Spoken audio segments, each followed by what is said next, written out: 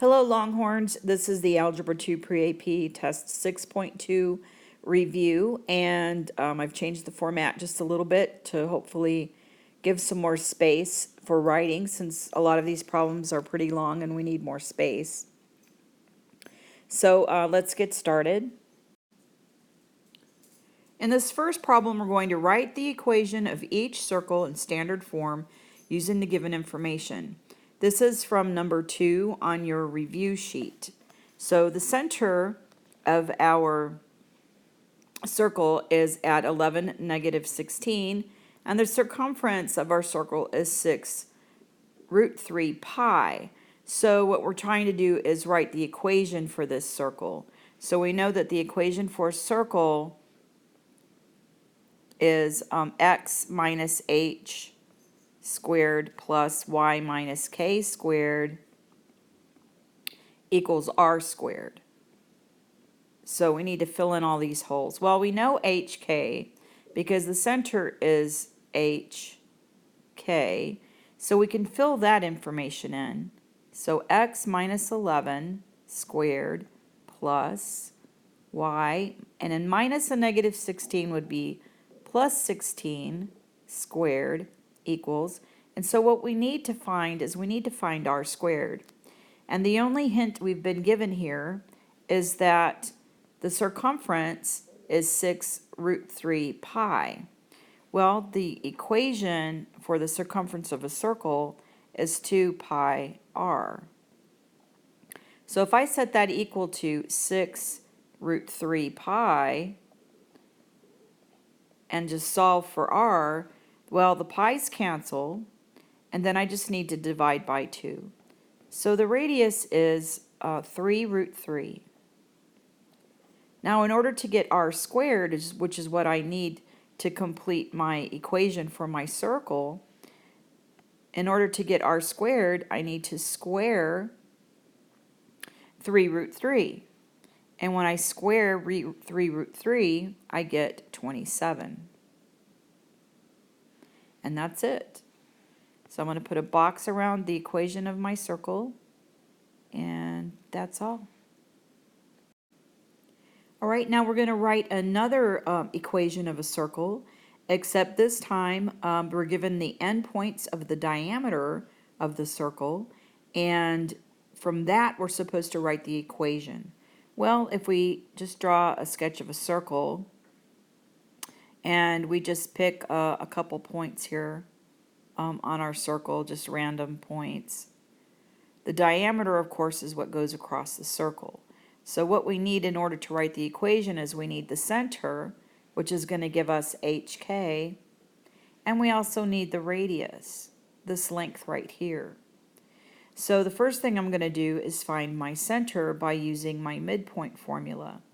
So x1 plus x2 divided by 2, and y1 plus y2 divided by 2 will give me my midpoint, which is my hk. All right, so 13 plus 17 divided by 2, and 3 plus 5 divided by 2. This is going to give me the point. 13 plus 17 is 30, divided by 2 is 15, and 3 plus 5 divided by 2 is 8, divided by 2 is 4. So the center of my circle is at 15, 4. So the next thing I need to do is find the distance or the length of the radius, and I can use the distance formula to find that. So r is going to be the same thing that we would do with the distance formula. And I'm going to use the center point and one of the other points. I'll just use the first point that they have here for the diameter. So 15 minus 13, the quantity squared, plus 4 minus 5, or 4 minus 3, I'm sorry, the quantity squared, and then take the square root. Well, 15 minus 13 is 2, 2 squared is 4, plus 4 minus 3 is 1, squared is 1. So I get the square root of 5 is the value for r. I'm ready to write my equation, so I have all the points I need. I have my center, which is my hk, and I have r. So I'm going to go ahead and write x minus 15, the quantity squared, plus y minus 4, the quantity squared, equals, now I need to square this r. This has to be r squared. So square root of 5 squared is going to be 5. And that's it. That is our final equation. All right, in the next section it says to graph each circle and then determine the following: the area, circumference, and the length of the diameter. And I've highlighted length of the diameter because that's the important part for this particular problem. So the first thing I'm going to do is I'm going to rearrange my equation so that my y squared is on the left side of the equal sign. So I'm just adding y squared to both sides. And then I have minus 8y, and I'm going to group that together. I also have x squared plus 2x, and I'm going to group that together. So where did I get those values from? Well, first of all, I moved this negative y squared to this side of the equal sign, and I combined it with this y value to create this group. And then I combined the x squared with the 2x to create this group. And then of course I still have an equals a negative 8, so I want to keep that on the other side of the equal sign so that when I'm completing the square it's not in my way. Alright, so the next thing I'm going to do is I'm going to complete the square. Now for equations of the circle we usually put the x squared term first, so I'm just going to go ahead and do that. And so we have x squared plus 2x, and now I need to complete the square right here to make my squared term. And half of 2 is 1, and 1 squared is 1. So I'm going to add 1. So that means I need to add 1 also to my negative 8. And then I'm going to do the other term, which is my y squared minus 8y. Half of 8 is 4, squared is 16. So I'm going to add 16 here, and I'm going to add 16 here. So when I add negative 8 plus 1, I get a negative 7, and negative 7 plus 16 is 9.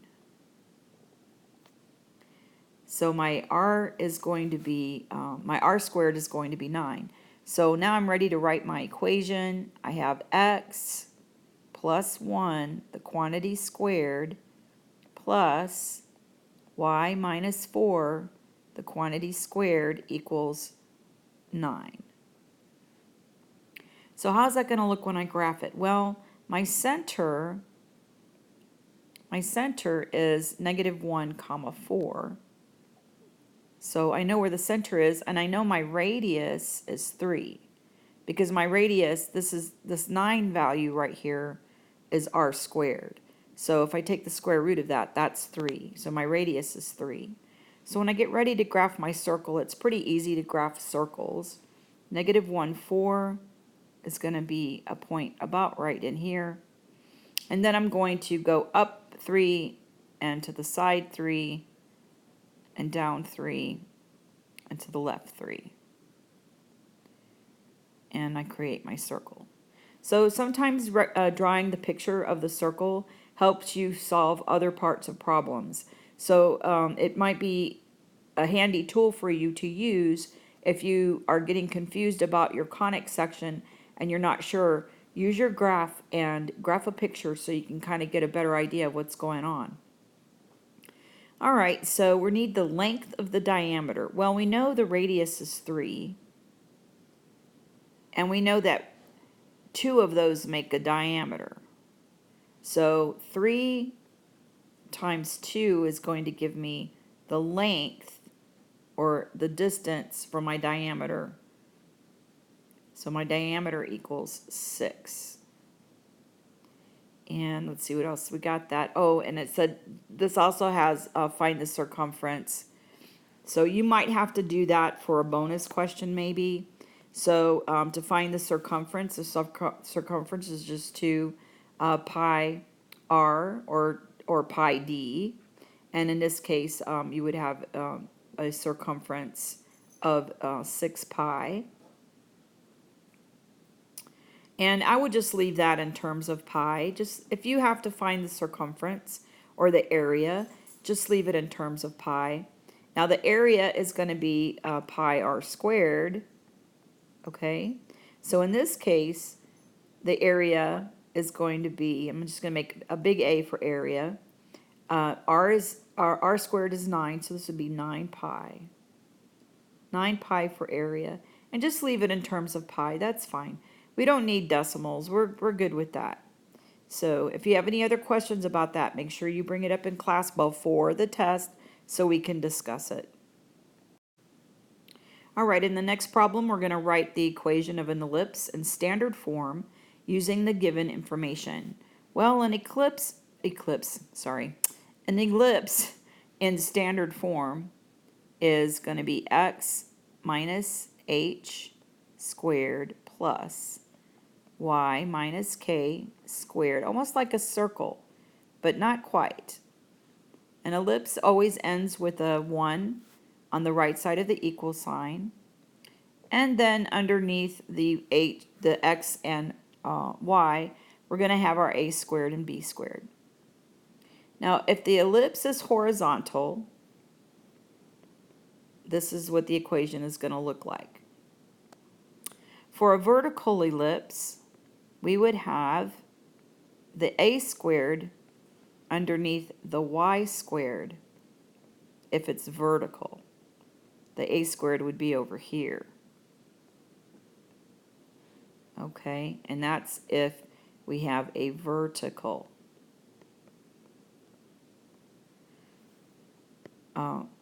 ellipse.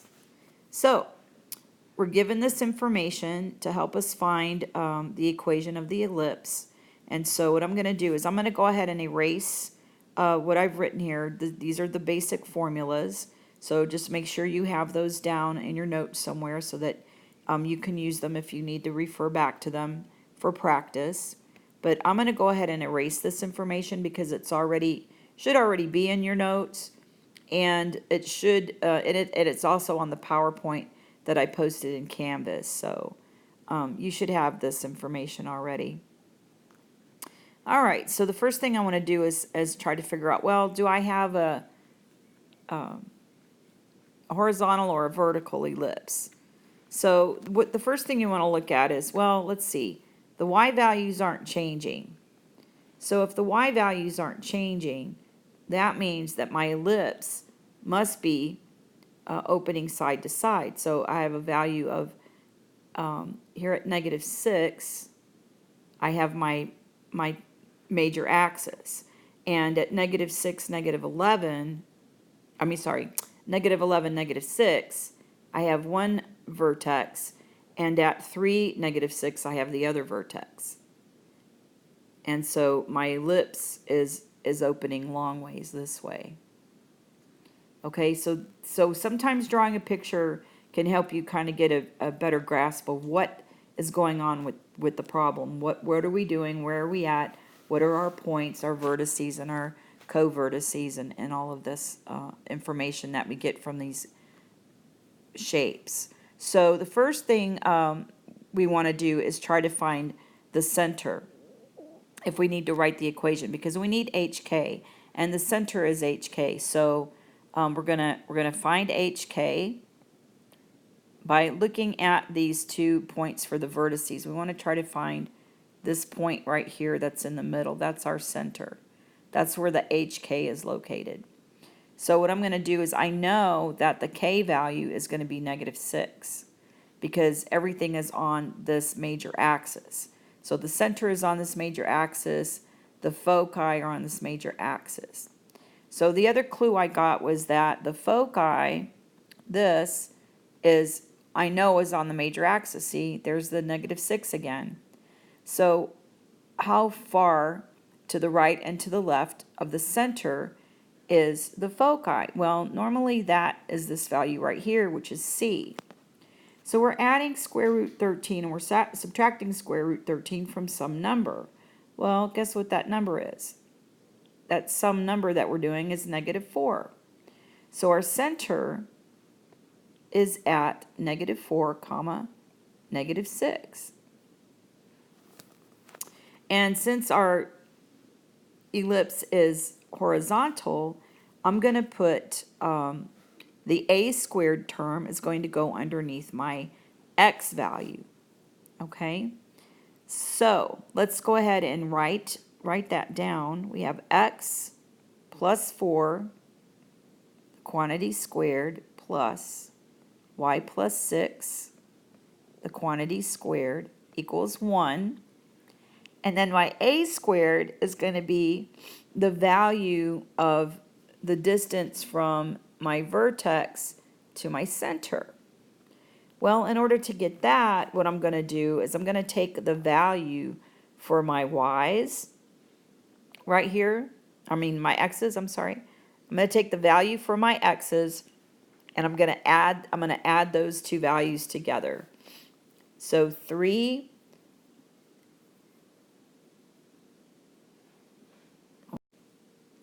and the way I do that is I'm going to take the 3, I'm going to do this in a different color, I think, yeah, blue. 3 minus a -11. That way I'm getting all of the values in between 3 and -11. This is going to give me 14. Now to get the value for a, see, this is only half of that. So I'm going to divide by 2, and that's going to give me an a value of 7. So I know my a value is 7.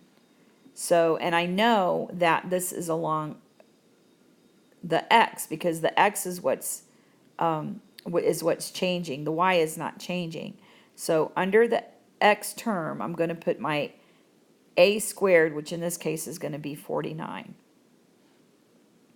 Okay, now under the y squared, I'm going to put the distance for my co-vertices. That's going to be these points right here. And the co-vertices are the value b distance from the center. And so I need to find b. I know c is root 13. I know that. And I know that a is 7. I already found that one. So what I need to find is b. Well, the equation for a, b, and c for ellipses is a squared equals b squared plus c squared. So I can use this formula to help me find b, since I know a and I know c. What I'm going to have to do, though, is I'm going to have to subtract c squared from a squared to get b squared. Okay, so I'm going to have to do that. All right, so I'm going to go ahead and take my a squared, which would be 49, and I'm going to subtract my c squared, which would be 13, because the square root of 13 squared is 13. And then when I subtract that, I get 36. So I know that my b squared equals 36. So that's what I'm going to put underneath my y term. So y plus 6 squared divided by 36 is what's going to go right here. That's going to be my b value, my b squared value. And then I just put a box around my equation, and that's it. So all I had to do for this one was write the equation in standard form.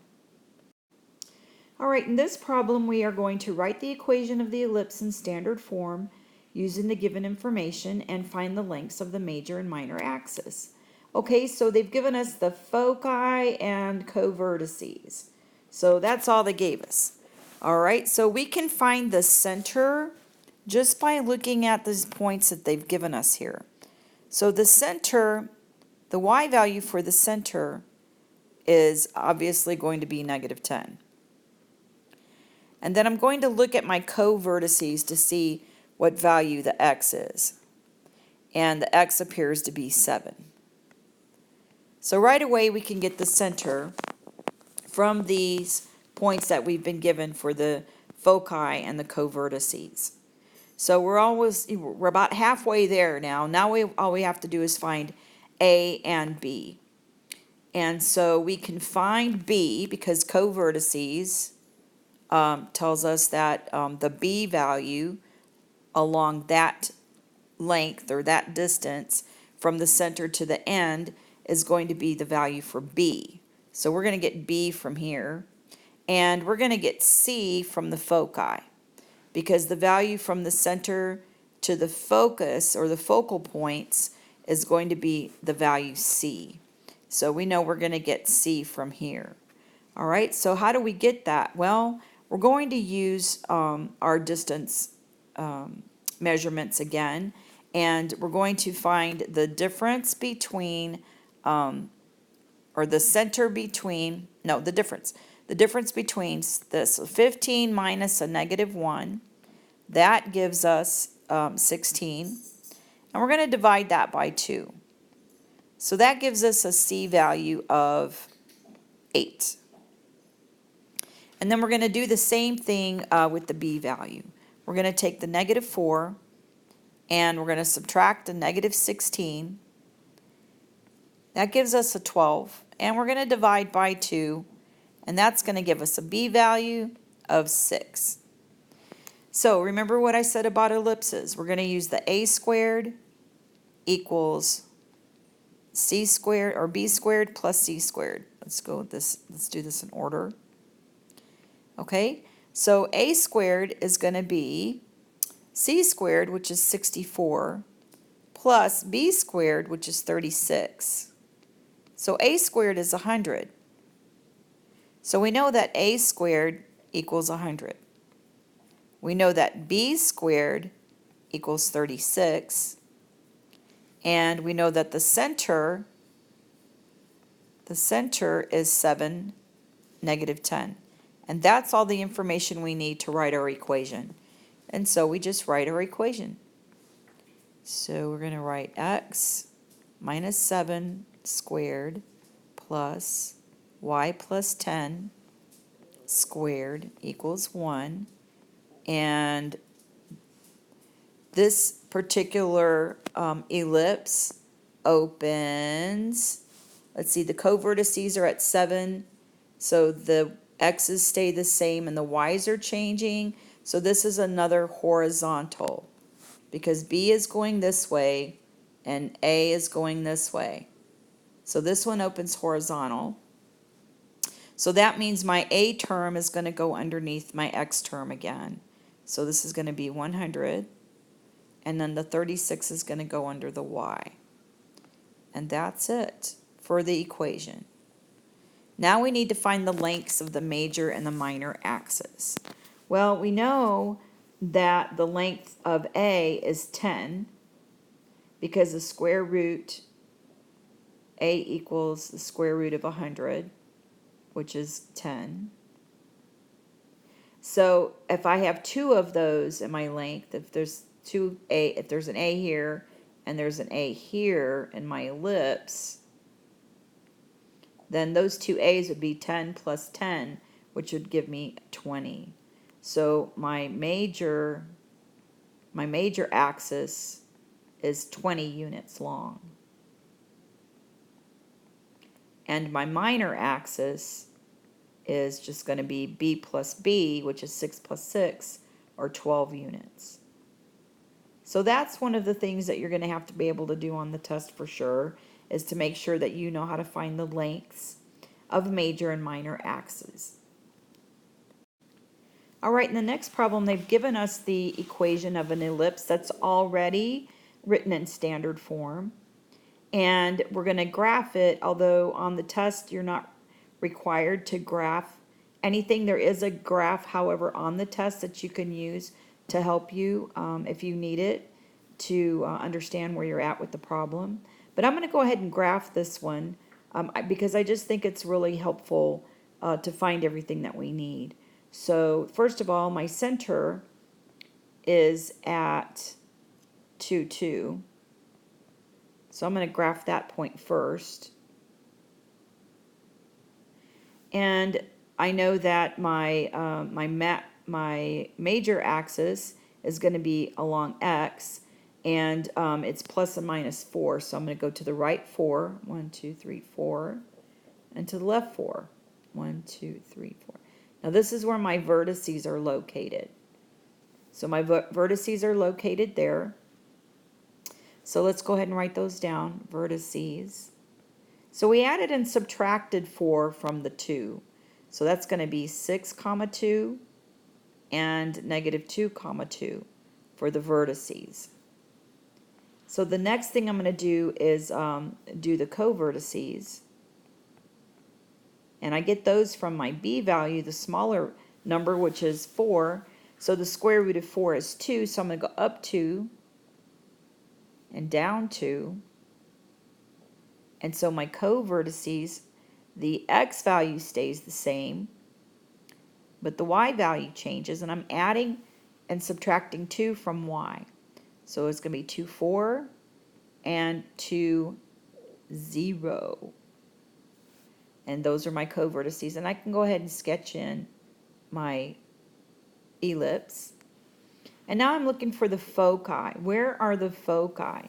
Well, we know that A is 4, and we know that B is 2. So we're going to use our formula, and we're going to say that c squared is going to equal a squared, 16, minus b squared, which is 4. And so c squared equals 12. So the value for c is going to be the square root of that, the square root of 12. And we can rewrite that as, we can simplify that radical as well, and we could say 2 root 3. And 2 root 3 is just a little bit bigger than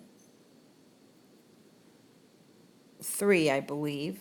So if you put it in the calculator, you get the value of it. But the foci are gonna be somewhere in here like this.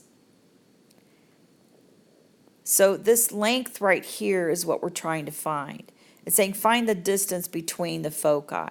So if these are my foci and I'm trying to find that distance, I know that this distance from the center to the foci, I know that's c. And I know I have another distance over here that's also c. So c plus c gives me the distance between the foci. And my value for c is 2 root 3. So if I take a 2 root 3 and I add another 2 root 3, or I can multiply by 2, it doesn't matter. Oops, missed my 2. That's going to give me 4 root 3. So the distance between my foci is 4 root 3.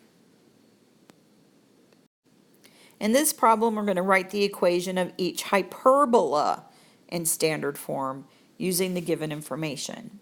Okay, so hyperbola equations look a lot like ellipse equations, and some of the properties are different as well. So you have to be very careful not to get hyperbolas and ellipses confused, because they are different conic sections and they have different properties. So first of all, let's take a look at the standard form equation for an ellipse. Okay, so the standard form equation is it's going to be x minus h, the quantity squared, minus y minus k, the quantity squared, equals 1. And a squared for hyperbolas is always under the positive term. It's always under the first term. Okay, this first term is always going to be positive. The second term is always going to be negative for hyperbolas. So, and the a squared always goes under the positive one. So it's going to go first, and then the b squared is going to go second. Now, a squared, in this case with hyperbolas, a squared isn't necessarily the longer side, or it's not necessarily the longer length. It could be shorter than b. So with hyperbolas, it's all about the direction of the opening not so much the value for A or B. So we need to look at our parabola, our hyperbola, to see which way it's opening. Now, if you have an equation like this, x minus h squared first, this one is a horizontal hyperbola. And if you have a y squared first, then you have, oops, that's okay, h squared. Okay, if you have this, then you have a vertical hyperbola.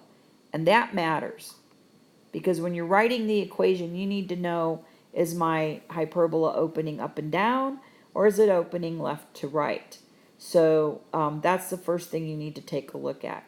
So what we're going to do is I'm going to go ahead and erase these formulas, because you should already have these in your notes. And you should already, and anyway, if you don't have them in your notes, they're on the PowerPoint that's on Canvas, and you can go ahead and take a look at that and copy them down from there also. So I'm just going to erase them from here, because we need this space to do our work. Okay, so I'm going to look at the vertices and this says co-vertices. Okay, so this says vertices. It has vertices and foci. So we want to look to see, well, is it opening up and down or sideways? So I want to look here to see, well, what is not changing? Here my y value is not changing. If my y value is not changing, then I have a horizontal line here, and my hyperbola is opening side to side. So what's changing? Well, the x is changing. So I have the center, and I have some hyperbola that's opening left to right in this case. So I have some point here that is negative 7, 8, and some point over here that is 13, 8. Right there. So I know my hyperbola is opening side to side, and that's going to be a horizontal, which means that the x squared is going to go first, and the y squared is going to be the negative value. Okay, I also know that the foci are going to be on the same axis, and this axis is called the transverse axis, and my foci are going to also be along that axis, but they're going to be a little bit further away. So this is the reason why our formula that we used before with A, B, and C is going to be different for hyperbolas, because in this case, my C value is my longest value. It's my longest length now. Okay? A is shorter than C for hyperbolas. And then B, the value for B, is going to be going this direction. Well, if it's here and here, it could actually be longer than A. So that's why B can be longer than A for hyperbolas. So if you remember when we were doing the graphing, we made this box. And then inside the box, we also had these asymptotes that went like this.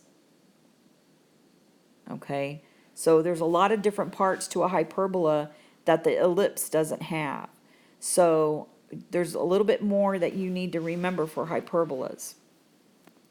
All right, so what we can get from the points they've given us the vertices, and they've given us these vertices, and they've given us the foci. Well, the same rule applies here. I know that the y value for my center is going to be 8, because remember this y value here doesn't change. So I know the y value for my center is still going to be 8. The x value for my center I'm going to get from the foci right here, because this value right here, this plus or minus 2 root 26, this is actually the value that I have for my C. Okay, this is actually my C value, this right here. Okay, the distance from the center to the foci, that's going to be 2 root 26. So what's my center? Well, that's this 3 right here. So I can say, well, all right, well, I know that the x value for my center is going to be 3, and the y value for my center is 8. So my center is at 3, 8. That's my HK. All right? Now, the next thing I can do is I can say, well, I know HK. From my vertices, I can find A because I know that A is the length from my vertex to my center. And since I know where my center is, I can find A. I can just subtract, or I can add the center to one of these points, and that's going to be my value for A.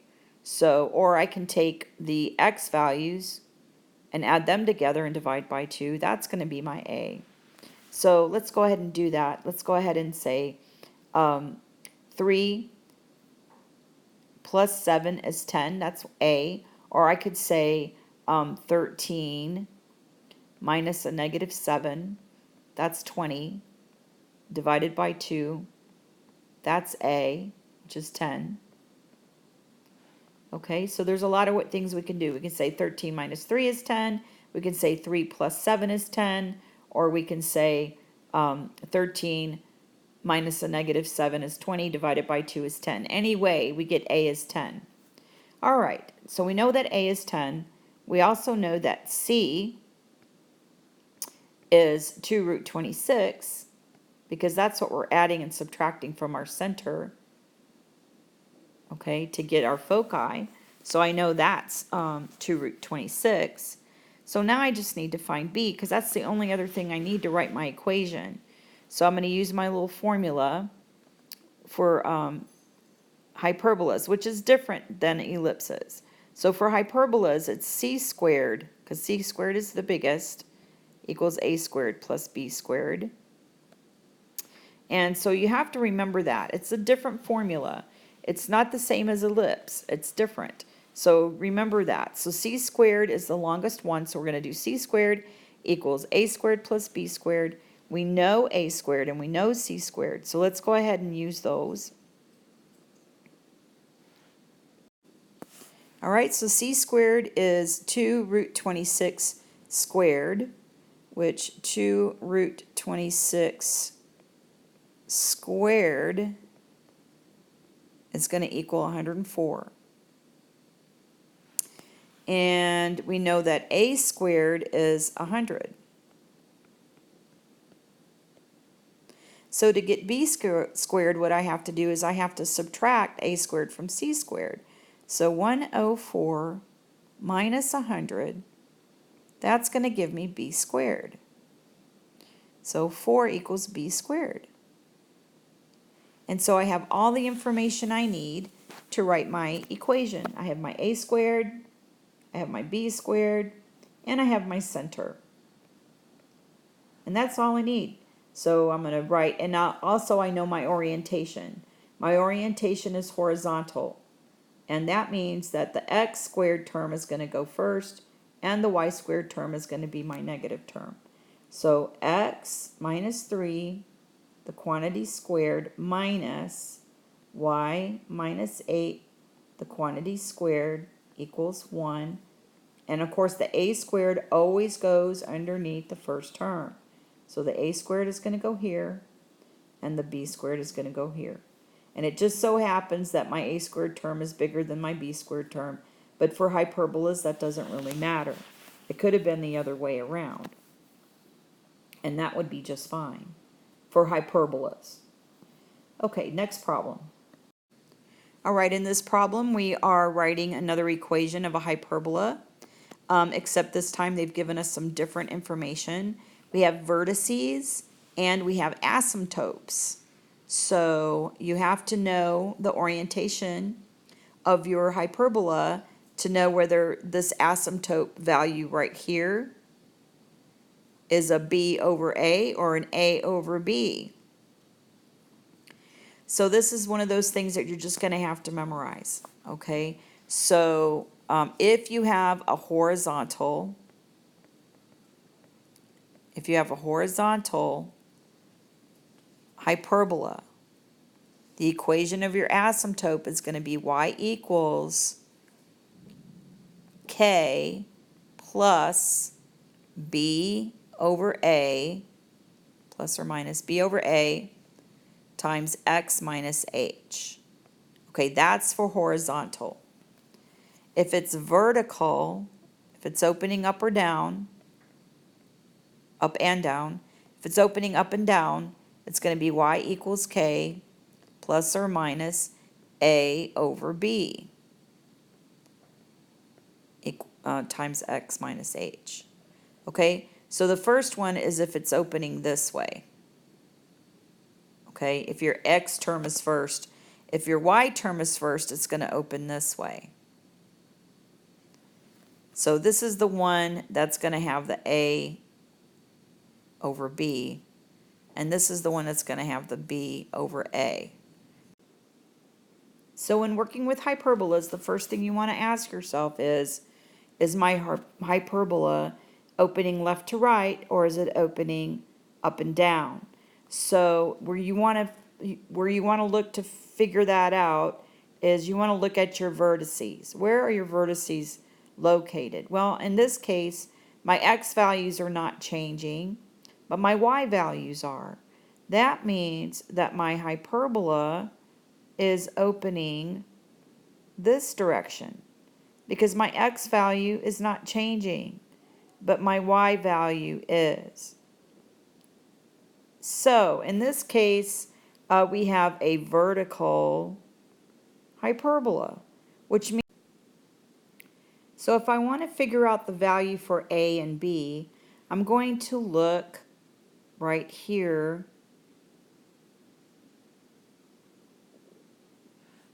at this value, and in this case, this value is 9 over 4. So that's either going to be the value for a and b, or it's going to be a multiple of the value of a and b. So we're not going to know that for sure until we find the center and we find the length of a. So the length between the center and the vertex is going to be a. So we're going to find that first. Let's find the center and then we'll find a. So the center is going to be in between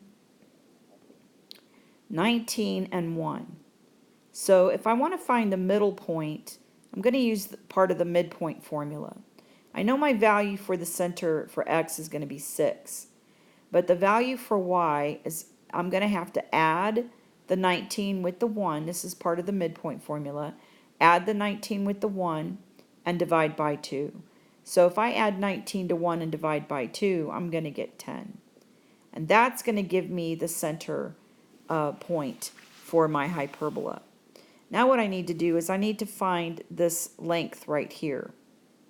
This length from the center to the vertex. That's going to give me the value for a. So to get the value for a, I'm just going to take the difference. This time I'm going to take the difference between my center and my vertex. So I'm going to subtract this time. So 19 minus 1 is 18 divided by 2 is 8. So, 9, I'm sorry. 18 divided by 2 is 9. So my a value is 9. Well, lo and behold, when I look up here at this value of a over b, this value is 9. So I don't have to worry about, oh, is this a multiple or is this the actual value? So this is the actual value, a is 9. So that must mean that my value for b is 4. So that's super easy. Now that I know my value for a and my value for b, and I know which way my hyperbola is opening, I can write my equation. So I'm going to write, since it's opening up and down, I'm going to put the y term first. So y minus 10, the quantity squared, minus, because it's a hyperbola, x minus 6, the quantity squared, equals 1. And the a squared always goes under the first term. So a squared is 81, and b squared is 16. And that is the equation of my hyperbola. Okay, in this hyperbola, they've given us the hyperbola already written in standard form. So we can get a lot of information just from that equation, and a lot of the information we need to answer all these questions: the vertices, the foci, the endpoints of the conjugate axis, and the asymptotes. Okay, so first of all, we can use the center as some information that we be able to use. And our center is at 9, 6. Now be careful when you're writing the center, because remember the H always goes first and then the K. H, K. So here we have our H, and this is our K over here. So make sure that you don't get that backwards, because that happened on the last test. Some of you switched those around. So be very careful. Go ahead and label your HK, and that way when you're writing your center, you don't switch it around. Okay, so 9, 6 is the center, and we can find A simply by taking the square root of 16. And so A is 4. B is going to be the square root of 100, which is 10. Now notice that B is bigger than A, and that's okay for hyperbolas. That doesn't matter. But we know that this particular hyperbola is opening up and down because the y minus 6 squared is first, which means my transverse axis, I'm going to just draw a sketch over here, my transverse axis is vertical. So I have a vertical hyperbola in this case. Okie doke. So where are the foci? Well, the foci are going to be on the inside of the curves, and they are the furthest points away from the center, and that's going to be my value for C. My value for A comes from, let me change colors. My value for A comes from the vertex to the center. That's going to be my value for A, for the hyperbola. And the value for B is this value right here that makes this box. So B value can be bigger than the A value for hyperbolas, and that's okay, that can happen.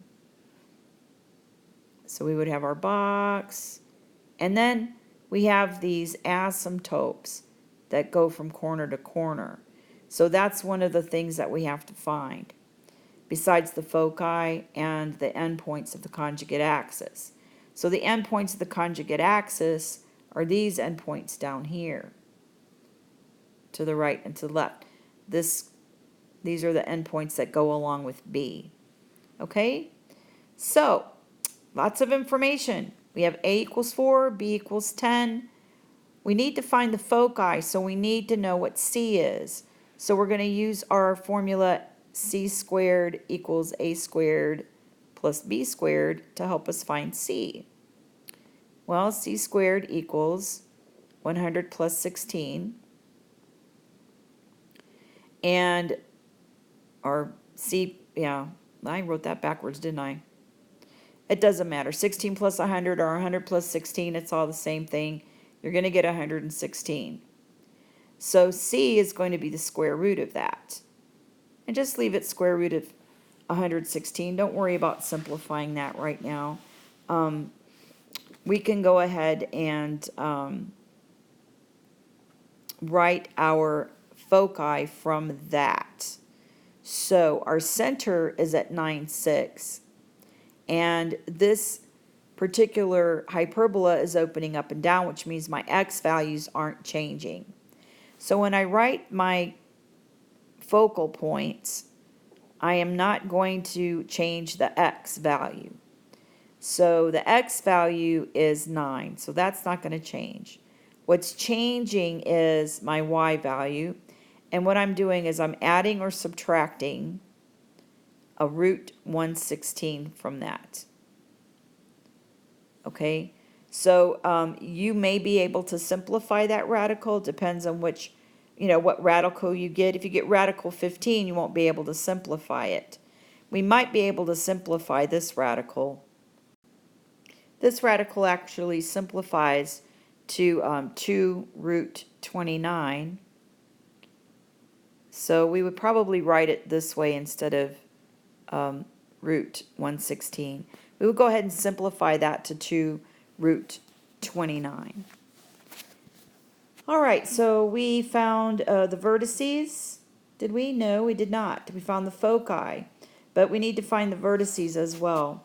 So to find the vertices, you're going to add or subtract your A value from your Y value in your center. So we're going to have a 9, comma, now add A, which means we're going to add 4 and we're going to subtract 4 to 6. So we're going to have 10 and 9, comma 2. These are going to be my vertices. The endpoints of the conjugate axis, we're going to use the B value this time. And this time we are going to change the X value, and we're going to keep the Y value the same.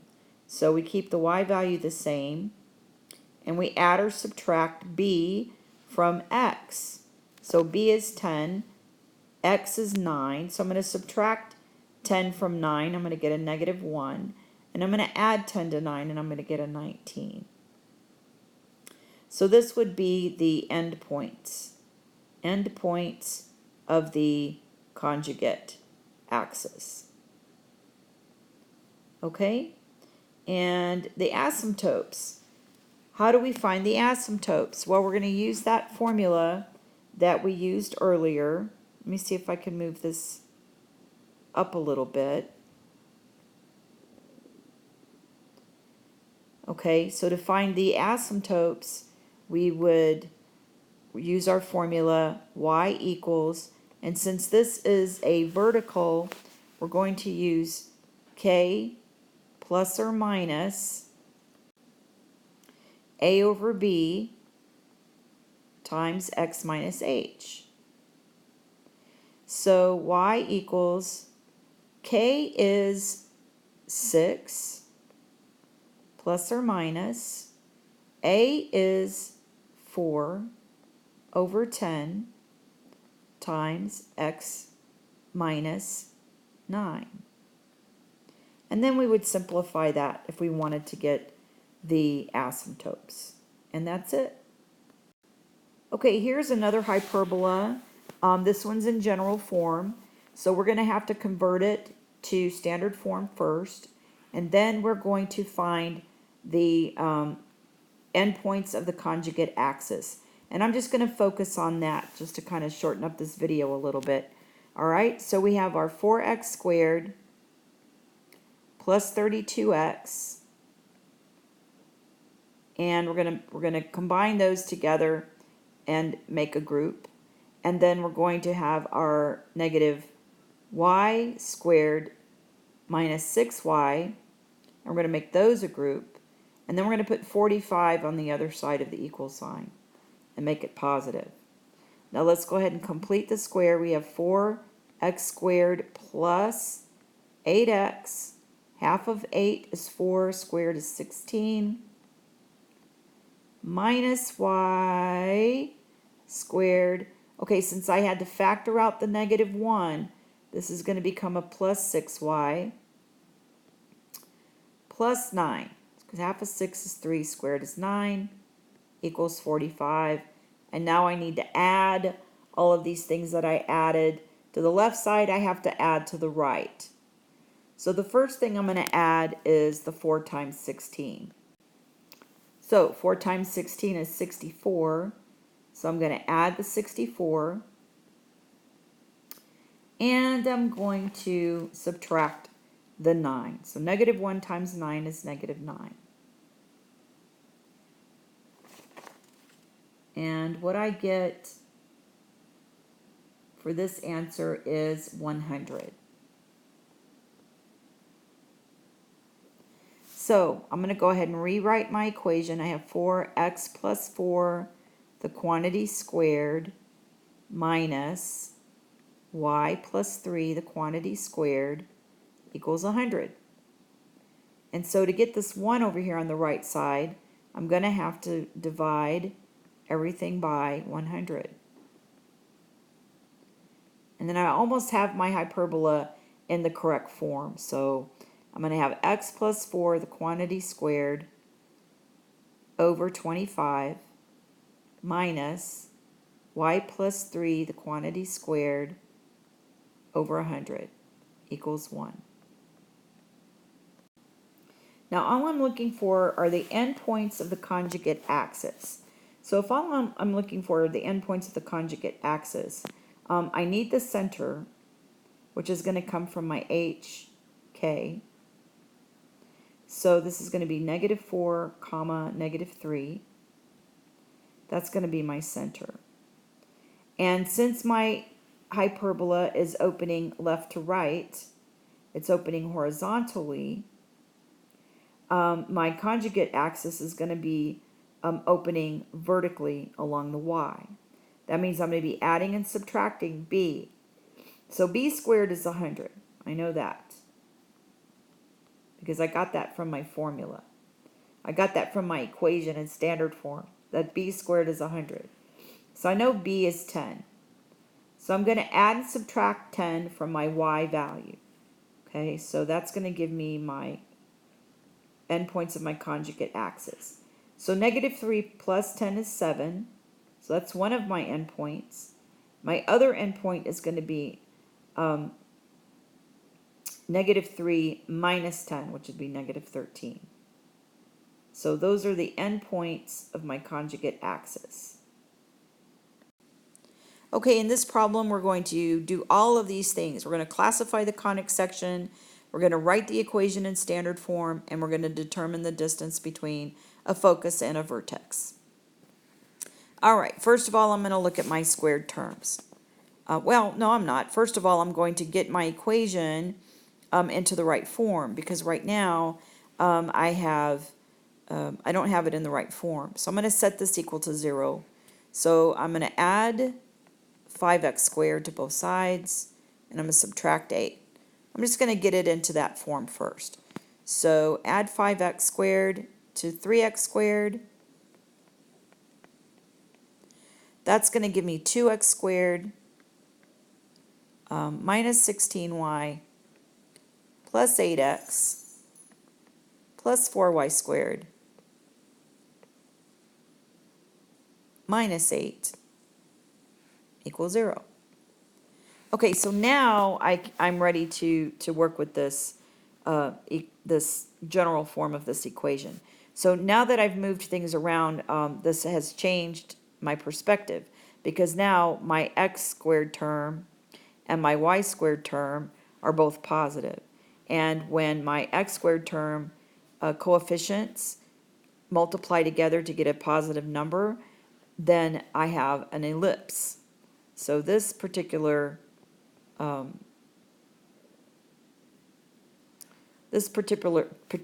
conic is an ellipse, because my 2 and my 4 are both positive and they're different numbers. Now, if they were the same number, that would be a circle, but it's not. They're different, so it's going to be an ellipse. So the next thing we're going to do is write the equation in standard form. Well, I need to combine my variables so that I can complete the square. So I'm going to group that, and I'm going to group my y's. Oops. That should be 4y squared minus 16y. And I'll go ahead and move this 8 back over to the other side to get it out of the way. All right, now I'm going to complete the square. It's 4x plus 4. And I'm going to do the same thing with the y. And I'm going to complete the square. I've factored out the 4, so this becomes a negative 4y plus 4 equals 8. And now to the 8, I need to add all the stuff that I added when I completed the square here. So I have 4 times 2 is 8, 8 plus 8, and I have a 4 times 4 is 16 plus 16. So I have 8 plus 8 is 16, 16 plus 16 is 32. So I have a 32 on this side. All right, so that leaves me with 2, x plus 2, the quantity squared, plus 4, y minus 2, the quantity squared, equals 32. So we don't want that 32 there. We're going to divide by 32. I'm going to divide everything by 32. So what I end up with is x plus 2, the quantity squared, over 16, plus y minus 2, the quantity squared, over 8, equals 1. All right, so we've got our equation in standard form. We know that it's an ellipse, and we need to determine the focus. Where are the foci located for this ellipse? So in order to get the foci, we need the value for C. And for ellipses, we're going to use that formula, a squared equals b squared plus c squared. So we need to find C. We need to know where the foci are. Okay, so that the length of C is actually going to be this distance that they're asking us for. Okay, this distance between the vertex and the foci. That's going to be the value C. So we're going to find that by taking our a squared, which is 16, subtracting the b squared, which is 8, and that's going to give us c squared. Well, we know that 16 minus 8 is 8. That gives us c squared. But what we really need is c. We need that value for c. So we're going to take the square root of 8 to get c. And then to make it nice and fancy, we're going to simplify that square root of 8, and we're going to say that it is 2 root 3. Oh, I'm sorry, 2 root 2. Bah. 2 root 2 equals C. And C is our length of the value of the length between the vertex and the foci. That's a C. In this case, it's 2 root 2. Okay, for this next problem, we're going to just classify the conic section and just write the equation. Okay, so first of all, again, we're going to get everything to one side of the equal sign so that we can see exactly what we have. It's kind of hard to tell right now the way it's written because we have everything kind of jumbled up. So let's go ahead and move everything to the left side. And so I'm going to move this 3y squared to the left side, make it negative 3y squared. And I'm also going to move the x squared over, plus 3x squared, and the 8. Let's just move it all over. Minus 48 plus x squared plus 8x equals 0. Let's just go ahead and fix this because it's kind of a mess. Okay, so we have a negative 3y squared. We have a 3x squared plus an x squared. That's going to give us 4x squared. So let's go ahead and get these squared terms together. 3x squared plus x squared is 4x squared. We also have a couple of constants here, negative 8 minus 48. Well, that's going to be a negative 56. Let's go ahead and take care of that. And then we have this 8x left over here that we don't have anything else to combine with that. So, all right. Let's go ahead and combine our variables. So we have 4x squared plus 8x. That's going to go together. We're going to group that. And then this minus 3y squared, it's kind of by itself. We don't have anything to combine with it. So we're just going to leave it as minus 3y squared. And then we're going to move the 56 to the other side of the equal sign and get this into a format that's more familiar. Now we're going to complete the square with our group. And so I'm going to factor out the 4. That's going to leave me with 2x. And so when I complete the square, I'm going to cut 2.5 and square it. I get 1. And then I can't really do anything with this 3y squared. I'm just going to leave it alone. But to the 56, I need to add 4 times 1, which is 4. Okay? Now, that's going to give me 60. So I'm going to go ahead and rewrite my perfect square here. X plus 1, the quantity squared, minus 3y squared equals 60. Now to get this in the correct format, I need to divide by 60. So what kind of conic section do you think we have here? Well, we have a minus in there, so there's only one conic section that does that, and that would be a hyperbola. So the classification of this conic section is hyperbola. Let me write it over here.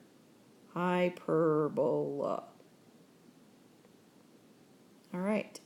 And the only other thing we need to do is divide by 60. So 4 goes into 60 15 times. And, oops, I don't want that there. Let me erase that. 3 goes into 60 20 times. So I'm going to have a minus y squared here over 20 equals 1. And that would be my hyperbola written in standard form. And my classification is hyperbola. So if you made it that far through the test and you were able to answer all those questions, then you've gotten to the part where we get to the bonus. And so the only hints I'm going to give you about the bonus is that there's 2 bonus questions actually, you lucky people. The first bonus question is some conjoined conic sections.